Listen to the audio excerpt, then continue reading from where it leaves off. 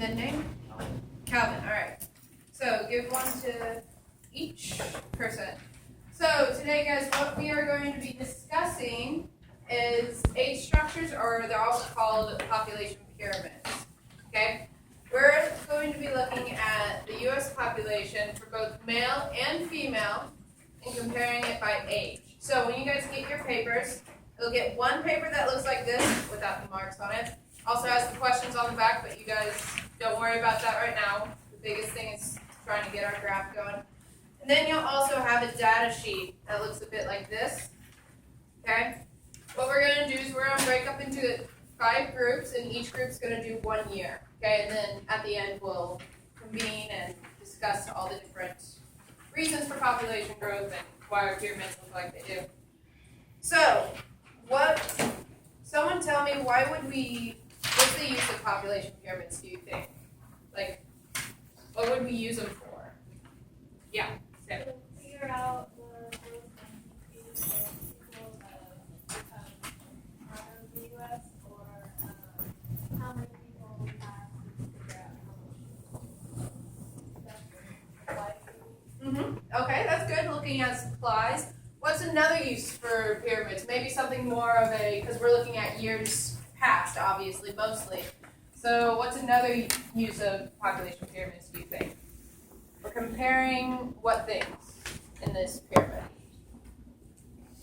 What are we comparing?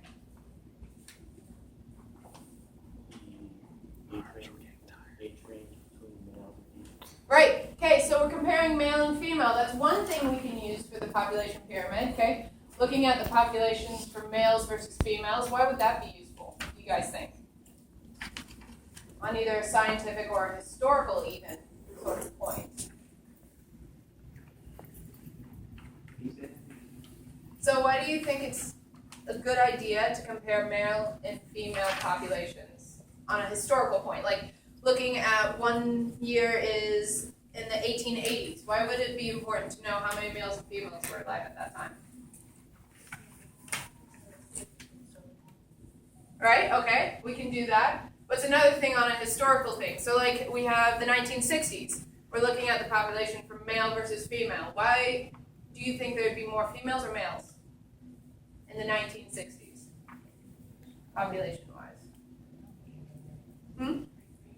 Male, why?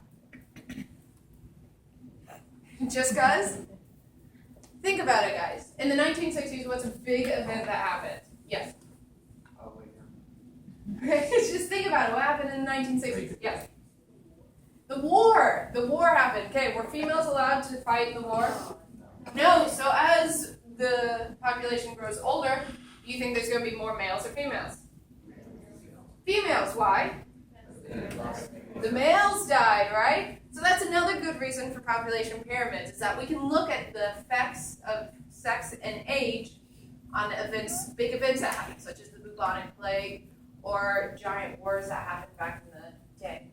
So what we're going to do is we're going to look at that, okay? But the first thing we have to discuss is we're going to be finding, if you look at the bottom here, it says percentage of population. So we have to find the population percentage. Does anyone know how to do that? Any ideas? It's kind of what we did on our flower lab, counting the seeds. We found the average. How did we do that? We're looking at this paper right here. Okay, how do we find the average? Yes? Divide by the total. Good. So, let's do an example real quick. It'll just be easier that way. So, let's look at the data for 2000. Okay? Everyone flip your paper over to 2000. We're going to look at the males. Okay? That's the example we're going to do. Okay? So, we're going to look at the age 0 to 4. It's at the very top. Okay? What we're going to do is we're going to take the number of males we have, which is what? Someone tell me. 9,831. Okay? Then we're going to divide by what, do you guys think? Huh? Not 4. No. No. The total number of groups. The total population, correct. So we're going to divide, see this big number down here that says total? Or divide by that. So what's that number?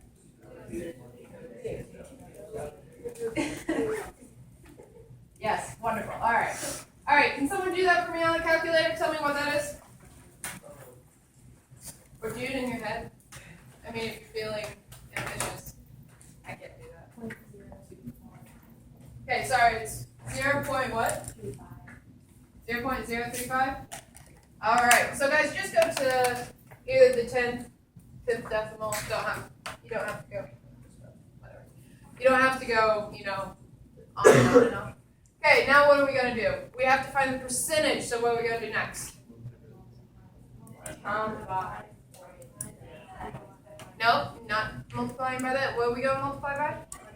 100, right. So whenever we take a decimal, how do we turn it into percent, guys? Move the decimal by what? How we do that?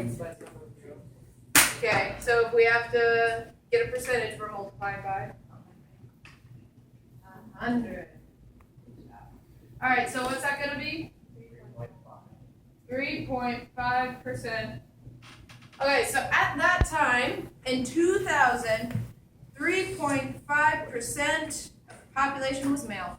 Okay, so what you're going to do is you're going to take this paper. Okay, don't do it now because not all of you are going to do 2000.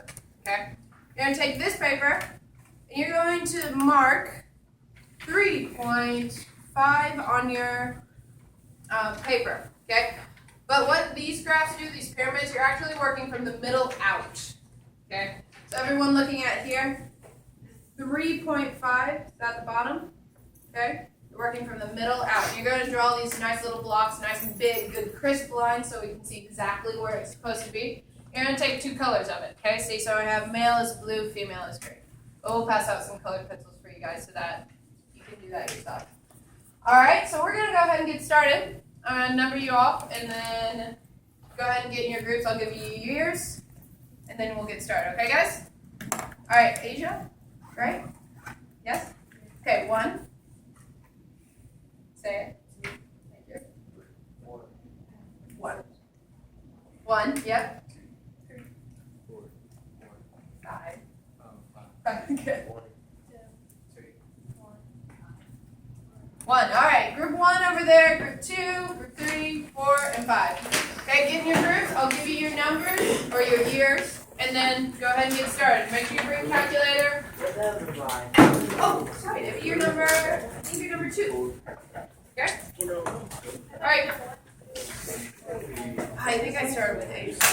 4 and 5. Okay, group 1s, group 2s, 3s, 4s, and 5s are back there. Okay? 1s are right here. 1s are right there. What group are you guys? 1 are over there. Yep. Okay.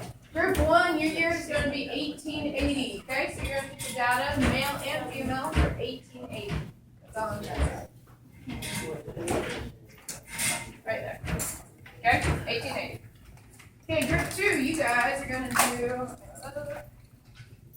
year 1920. Okay, we're going to do that data 1920. Make sure you're graphing it too. We're going to do that.